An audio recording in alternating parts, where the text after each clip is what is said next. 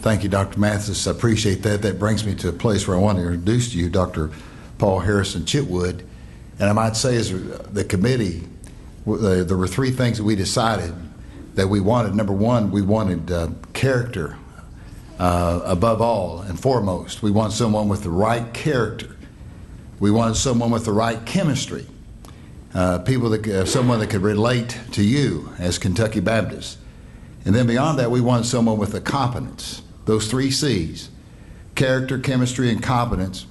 And we found that in Dr. Paul Harrison Chitwood. I'm going to let him introduce his family to you in just a moment. They're seated here with him. But most of you know that he's currently serving as the senior pastor of First Baptist Church, Mount Washington, Kentucky. That's where he's currently serving. And some of you that have seen his resume know that he's also pastored First Baptist Church in Somerset, Kentucky, First Baptist Church in Owenton, Kentucky, and also the South Fork Baptist Church in Owenton, Kentucky. And he's well prepared academically. He's currently, of course, has a Doctor of Philosophy degree from the Billy Graham School of Missions and Evangelism and Church Growth, Southern Baptist Theological Seminary in Louisville, Kentucky, with concentration on evangelism and church growth. He received a Master of Divinity also from Southern, and a Bachelor of Arts degree from the University of Cumberland in Williamsburg, Kentucky, and went to high school there in Williamsburg. And so he's well prepared educationally. He's also adjunct professor of missions and evangelism at the University of Cumberland. He's also the assistant professor of Billy Graham School of Missions and Evangelism at the Southern Baptist Theological Seminary, adjunct professor of the Billy Graham School of Evangelism and Church Growth. I'm repeating that, but then also he's the adjunct professor of missions and evangelism and church growth at Boyce Bible School or Bible College as well, teaching assistant at the Southern Baptist Theological Seminary. And he served, of course, as our past president of the Kentucky Baptist Convention. He's been a trustee of the International Mission Board of the Southern Baptist Convention, and also first vice president of the Kentucky Baptist Convention back in 2003-2004. President of our pastors conference. He served in every area. He's a young man, but he's not young to the faith. And so we're so thankful. So I want Dr. Paul Chitwood to come at this time, introduce his family, say a few words to you, and then I also want him to be available for questions from you, okay? And so, Dr. Chitwood, you come.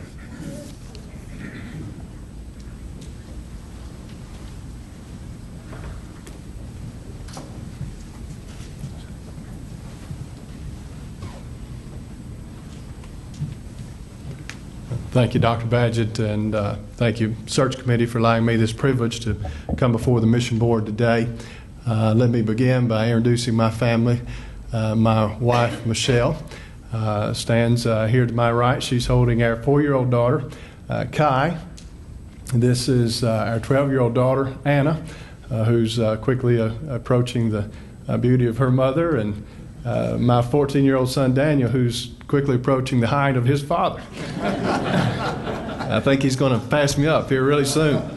But I'm thankful they have been incredible blessing in my life, and thankful to have the privilege of allowing you to meet them today as we introduce ourselves to you. You all can have a seat now. Thank you for coming up. Let me share with you just a little bit about myself, my testimony, so you'll know more about who I am and from whence I come. I was raised just across the state line. In fact, if you're familiar with Jellicoe, Tennessee, the state line sort of splits the town there. Michelle was from the Kentucky side of town, and I was from the Tennessee side of town. We moved back there when I was 2. Our mother left our family when I was 2. My older brother was 4. My younger brother was 1. And my father raised us from that point on. We moved into the projects there in Jellicoe, where my grandparents were living, along with 2 of their children who were still at home. So we were cut in there for a few years. His dad tried to get back on his feet after our home broke up, but Dad was working at the telephone office there in Jellicoe. In fact, he retired from there a couple years ago with 45 years of service. And we got a visit one day, a little house we were renting from some deacons from First Baptist Church Jellicoe, inviting us to come and worship with them. And so we did that. Dad began to take us to worship on a regular basis, and he joined the church. It was a few years later, when I was about 8 years old, and my older brother began to express an interest in giving his life to Christ. And our pastor at the time was Alan Herod, who was a longtime pastor in Kentucky and now back serving again in Kentucky. And he came by one evening and sat in our living room and explained to my older brother what it would mean for him to give his life to Christ. My younger brother and I listened in to that conversation, and the three of us that evening prayed and put our trust in Christ, and we were saved, and we were baptized together at First Baptist Church in Jellicoe, and that's the only church that I was a member of until I began to pastor South Fork Baptist Church in Owen County. We raised under the nurturing of a good church family there and some good pastors in our church home. I felt the Lord calling me to ministry as a college student at the then Cumberland College, now the University of the Cumberlands, and was only hesitant to answer that call because of a sense of unworthiness about serving as a minister, and wasn't certain what that ministry would look like if I would serve as a pastor or in some other role.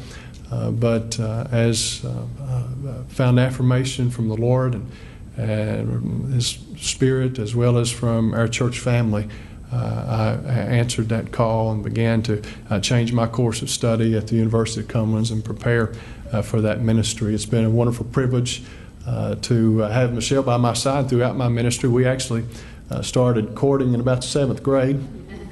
Then got a little more serious in the 8th grade, and we've been together ever since. We literally grew up together. She was a member of Kinsey Baptist Church in Kinsey Holler, just across the state line there in Whitley County. And she and her mother came and joined First Baptist in Jellicoe, and so we went to church together, married in that church. I was ordained in that church, and we married after my first year of seminary, and she had just finished up her studies at Cumberland as well, and then began to make our life together.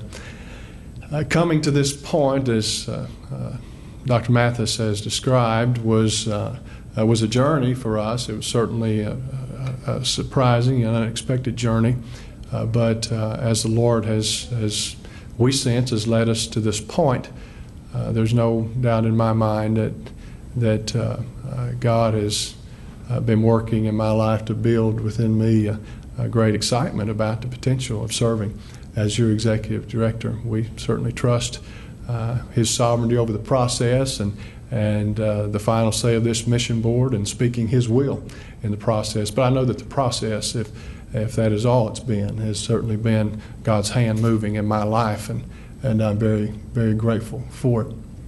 I shared with the committee early on as I began to talk to them about the potential of, in an interview, of moving from a pastor, which is the ministry that I've known, the ministry that I've been called to being executive director. And that, for me, began to make some sense as I thought about being a pastor to pastors and helping lead our cooperative work.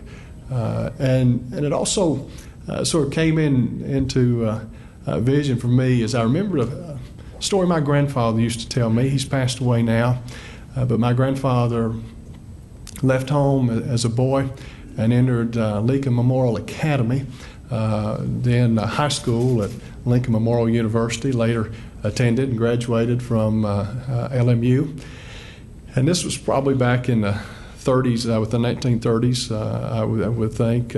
He was playing on the basketball team, and they were in a particularly tight game and weren't winning it, but it was a very close game. And my grandfather, who was high school principal for 40 years later on, very boisterous and loud voice, and he was sitting on the bench where he usually sat during those games. And he said the coach called him and said, "Morton, come over here." And he walked over and said, "Yes, Coach, you putting me in?" He said, "No, I'm not putting you in, Morton. What I need you to do is go up there into the stands and get some cheers going." So he said, I grabbed a megaphone, ran up in the stands, and got everybody cheering, and ended up, we won the game. And after the game, the coach pulled me aside and said, "Morton, I've got a new job for you." He said, "Go ahead and turn your sneakers in. You're now a cheerleader for our team." Thinking about the work of Kentucky Baptist, I believe with all my heart that the front line is occupied by leaders of the troops who are our pastors and our state missionaries. And I've been privileged for about 18 years now to be on that front line in the trenches, seeing the kingdom advance. But I truly am beginning to see that the Lord needs some strong cheerleaders who are there encouraging our brothers and sisters on the front line, making sure that they know that there are people behind them, praying for them, helping them see maybe beyond the front line to the bigger vision and work that the Lord has called us to as Baptists who cooperate together. So that certainly is something the Lord has put into my heart, and if He confirms that would be His will today, then I would count it a great privilege and honor to serve Him in that way, and to serve Kentucky Baptists in that way.